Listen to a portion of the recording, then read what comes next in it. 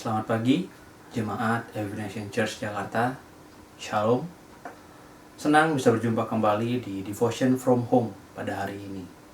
Dan kita juga bersyukur untuk Tuhan yang selalu ada di dalam setiap teman kita. Di saat kita senang, bahagia, walaupun situasi seperti ini, ataupun juga ketika kita lagi sedih, ataupun sendirian. Tapi ingat, tetap Tuhan ada untuk kita semua. Amin. Selanjutnya kita mau belajar bersama-sama. Dan hari ini kita mau belajar dari kitab Markus. Markus 11 ayat yang ke-12 sampai dengan 14. Langsung saja kita baca bersama-sama. Yang berbunyi, keesokan harinya sesudah Yesus dan ke-12 muridnya meninggalkan Betania, Yesus merasa lapar dan dari jauh ia melihat pohon ara yang sudah berdaun.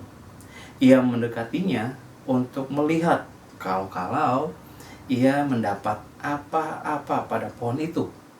Tetapi waktu ia tiba di situ, ia tidak mendapatkan apa-apa selain daun-daun saja. Sebab memang bukan musim buah ara. Maka katanya kepada pohon itu, jangan lagi seorang pun makan buahmu selama-lamanya. Murid-muridnya pun mendengarnya. Sekian. Mari kita berdoa. Tuhan, kami mengucap syukur untuk kasih-Mu, kami mengucap syukur untuk kasih setia-Mu juga Tuhan.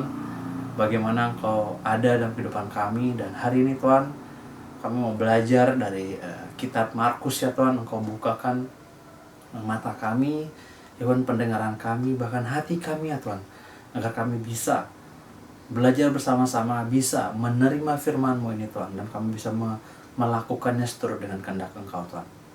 Terima kasih di dalam nama Yesus. Amin. Ya, pertama-tama ketika aku belajar dan membaca perikop ini, dan judul perikopnya itu adalah Yesus mengutuk pohon ara.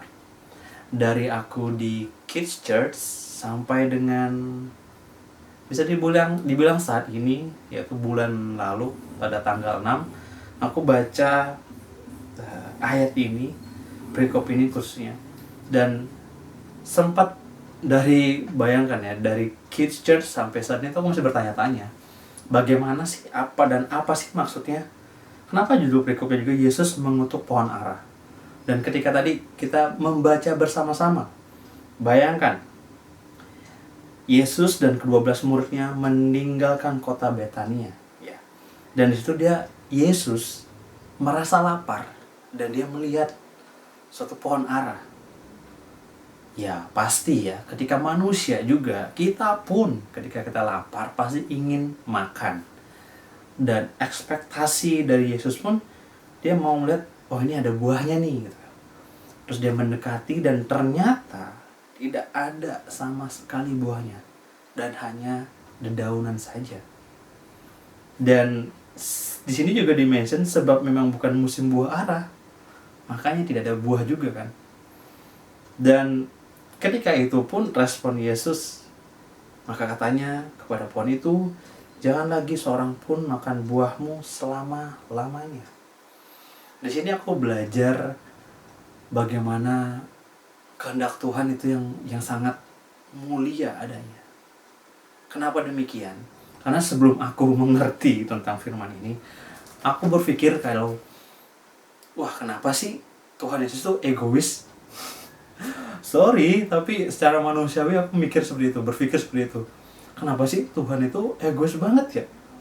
Ya memang lapar gitu. Terus ini pohon emang gak musimnya, tidak musimnya dia berbuah, tetapi dikutuk gitu. Jadi kayak secara manusiawi aku pun mikir, wah, Tuhan egois banget. Kenapa engkau mengutuk pohon ara ini padahal memang belum musimnya berbuah? Tetapi ketika aku sadari dan aku merenungkannya kembali, di sini aku melihat bagaimana otoritas Tuhan, dan hanya Yesus Kristus sajalah ia yang menjadi hakim sepenuhnya di dalam setiap kehidupan kita. Kenapa demikian? Yes, ibaratnya seperti pohon ini. Yesus menginginkan kalau pohon ini berbuah, Dan itu adalah suatu kehendak Tuhan yang baik sebenarnya. Bahkan itulah caranya Tuhan untuk menghakimi setiap orang. Tetapi terkadang kita pun, aku merasa sendiri juga secara manusia, ketika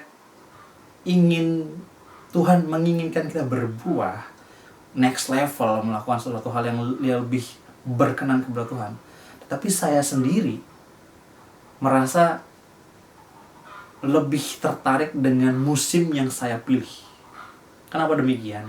Karena terkadang saya pun masih terpancing dengan apa kata dunia, dan itu pun juga mungkin bila Bapak Ibu Saudara di rumah ataupun teman-teman di rumah lebih mengutamakan apa yang kehendak kita sendiri. Nah, di situ mulailah berhati-hati. Karena di sini jelas hanya otoritas Tuhan sajalah yang terjadi. Apa yang Dia mau itu baik adanya. Bahkan dalam setiap kehidupan kita.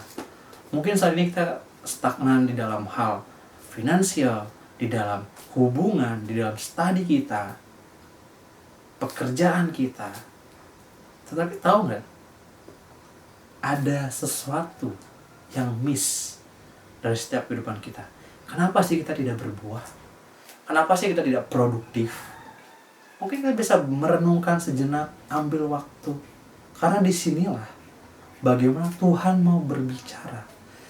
Apa kehendak Tuhan itu benar-benar tercurahkan untuk kita. Tetapi kita sendiri yang masih menutup telinga kita dan tidak peka dengan apa yang Dia mau. Dan aku mau menutup pada Devotion from Home ini dari ayat yang terakhir dari Roma 12 ayat 2 yang mengatakan, janganlah kamu menjadi serupa dengan dunia ini, tetapi berbuahlah oleh pembaruan budimu, sehingga kamu dapat membedakan manakah kehendak Allah, apa yang baik, yang berkenan kepada Allah, dan yang sempurna. Amin. Inilah kehendak Allah. Tetapi sebelum itu apa dibilang? Janganlah kamu menjadi serupa dengan dunia ini.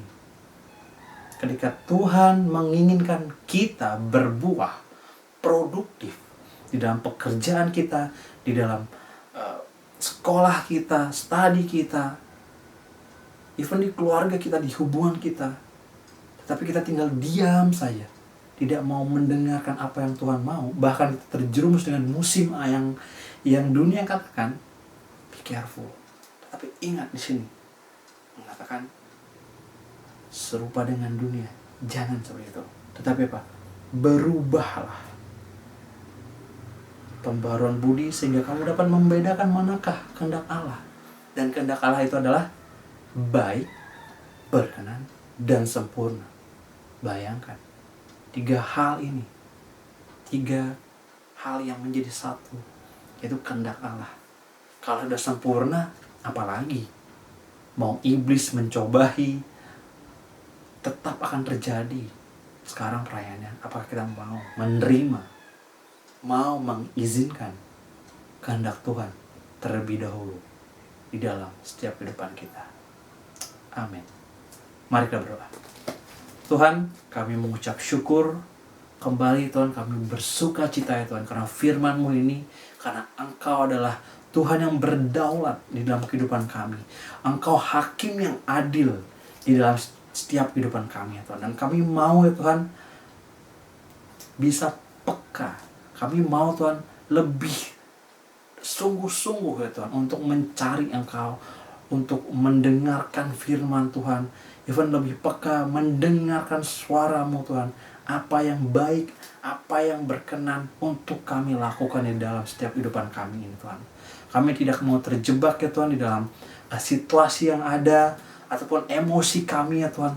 Tapi kami mau Tuhan untuk tetap fokus, mata kami tetap fokus di dalam rencana-Mu Tuhan, kehendak-Mu Tuhan. Dan terjadilah seturut kehendak Engkau juga Tuhan dalam setiap kehidupan kami. Terima kasih Tuhan, berkatilah kami semua, berkati setiap keluarga kami juga Tuhan, kegiatan kami, pekerjaan kami, usaha kami, studi kami, keluarga kami, kesehatan kami Tuhan. Dan kami percaya Tuhan, semua aman, semua di dalam kendalinya Engkau Tuhan. Terima kasih Tuhan untuk momen ini. Terima kasih Tuhan untuk waktu ini Tuhan. Dan kami mau menyerahkan segala kehidupan kami ini Tuhan hanya ke pelataran-Mu saja Tuhan. Di dalam nama Yesus yang percaya katakan amin. Sampai jumpa di lain waktu. Tuhan Yesus memberkati.